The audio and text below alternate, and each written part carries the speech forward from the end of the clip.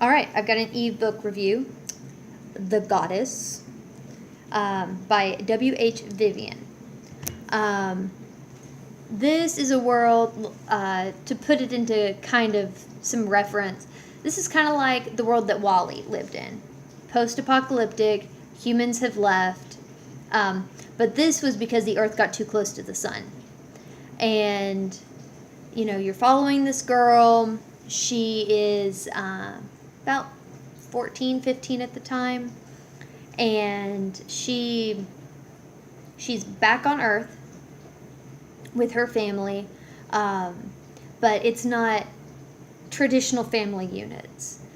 She does have a blood brother, she calls him, that she's close to, but she also has a community brother.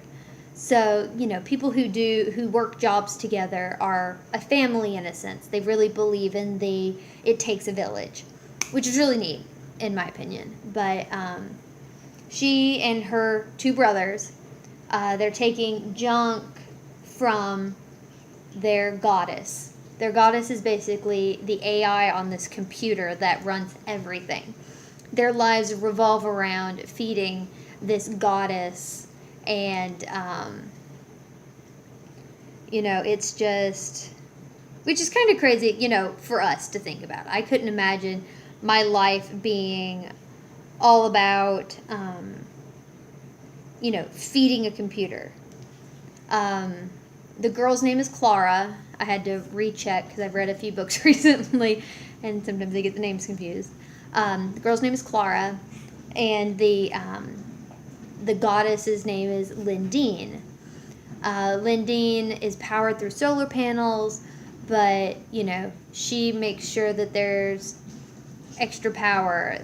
Sometimes she plays music, and, you know, things like that. They basically live in a rock shelter. They ended up coming back to Earth after a group of people who believed that humans were meant to die when the Earth was scorched, destroyed their space station. So they used all the stuff from that space station to make their new home. Well, when Clara and her brothers went to take this waste to the north, basically it's this icy area outside of their town, and they just dump old, you know, keyboards and solar panels and wires and everything, but they were told, don't go past the certain point.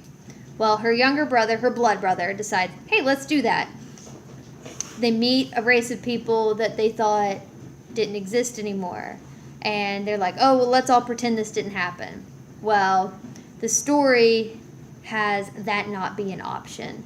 And so you really do follow, I mean, and that's honestly like the first chapter is what all this is. And so there's so much more to it. The characters are really relatable. You know, Clara and I have a lot in common because I'm an older sister, and I'm kind of that naggy, you know, person to my siblings. So I feel for her. But go check this out. Read it. It's different than other books that I've read, but in a fabulous way. So check it out. Let me know what you think. If you've got questions, comments, or profound thoughts, let me know. Thanks much. Bye.